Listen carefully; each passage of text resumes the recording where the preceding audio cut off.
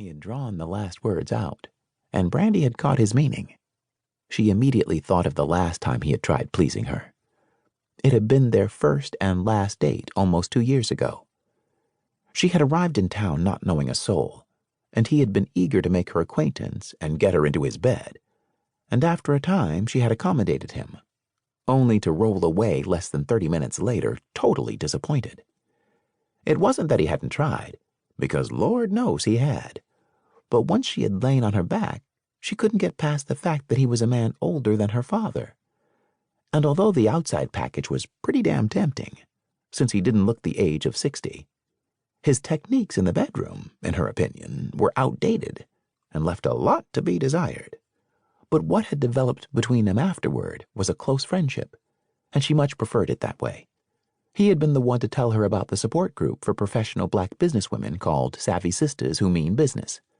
The group's motto was, "Don't just empower sisters, put sisters in power." The members met monthly and offered support, advice, and the tools needed to be successful in dealing with double discrimination, both racism and sexism, maximizing strengths and downsizing weaknesses, developing business strategies and management styles, and coping with business ownership. It was there at the monthly meetings that she had met Carla and Amber. "Can we sit down and order our food? I'm starving." Brandy smiled at Carla, the one who always ate the most and weighed the least. "Sure." She then glanced at Amber, who was trying to hide her smile. "Thomas, we'd like to take a look at your menu, and we would like a bottle of your best wine. We're celebrating," Brandy said excitedly. He lifted a brow.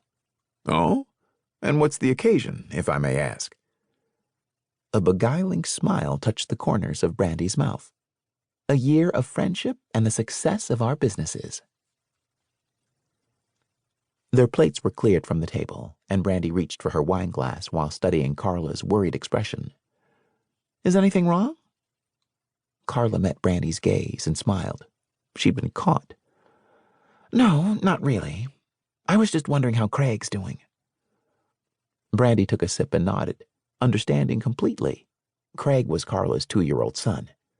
His usual babysitter was out of town, and Carla had used a backup, a girl who lived in the neighborhood. Although the teenager had come highly recommended, it was evident that Carla was still worried. "Why don't you call home and check on him?" Carla shrugged. "You think I should?" "Yes, of course you should. You're a concerned mother, and there's nothing wrong with that." Carla smiled, relieved. "Thanks." She then glanced at Amber. "To the both of you." Amber chuckled. "And what did we do?"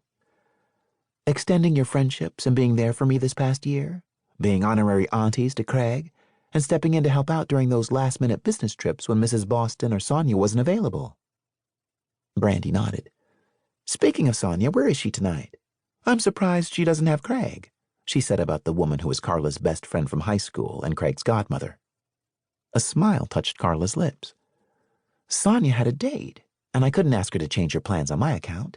I'm glad she finally met someone she likes enough to go out with. She can be so nitpicky when it comes to men."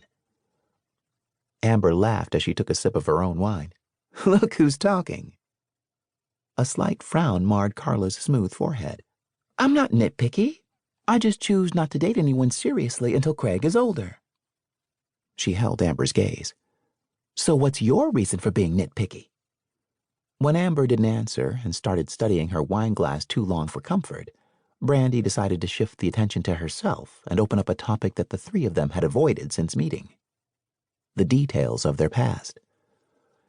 "Did I ever tell the two of you about my ex-husband, Lorenzo Ballantyne?" she asked, looking at her friends from under her lashes as she sipped her wine, knowing damn well that she had never mentioned anything about Lorenzo.